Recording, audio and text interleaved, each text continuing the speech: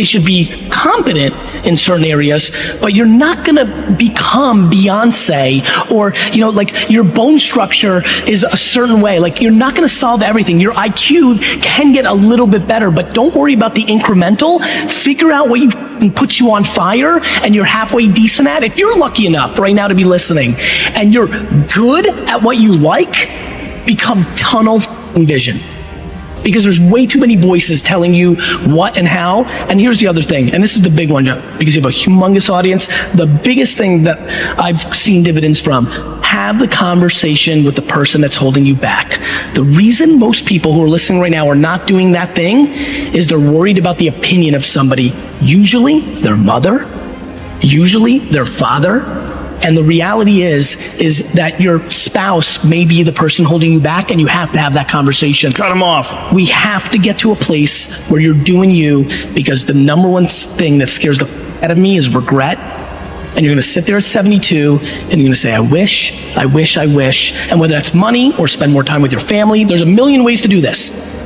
Our whole lives are guided moment to moment by the state we're in. Learning how to change your state, not bullshit, not fake, but to go from pissed off, frustrated, freaked out to back in your center, or creative, or determined, or something that's going to move you forward. It's going to create a better quality of life for you and others.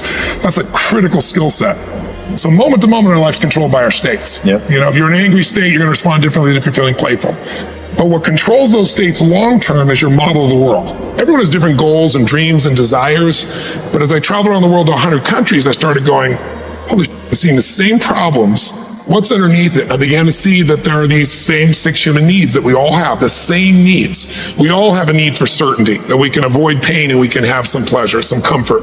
We all need uncertainty. We need variety, or we feel dead inside. If you're totally certain, you're bored. If you have total variety, you're like freak out. And it's not a balance. It's learning which of these you need more as a person. Everyone's developed a different set of values in that area. The need for significance, to feel unique, special, important. The need to feel loved, the need to grow, and the need to contribute. Some people value certainty at the top of their list. That's their center of their target. I don't want to do anything unless I know it's going to work. I don't want to do anything unless it's the same. If you change anything, they freak out. If you're driven by love first, you want certainty too, but love is higher, you're going to behave very differently than if you're driven by significance. I have to be the one. The two that most people have, 90% of the planet, if you said, of all these needs, which one do you really focus on most day to day? Everybody wants love, but what do you focus on? Most people focus on being significant. We live in a Facebook world where people fake their life, put new filters, make it look different than it really is, tell stories that, you know, are totally full of it to make themselves look good. Because we live in this kind of false world where significance is more important than love. Right. And it separates us. Writing a book or making a movie or editing videos or starting a company, these are really hard things to do, right? It's incredibly difficult. It's often very discouraging. There's not a lot of validation until very much at the end of the process, right?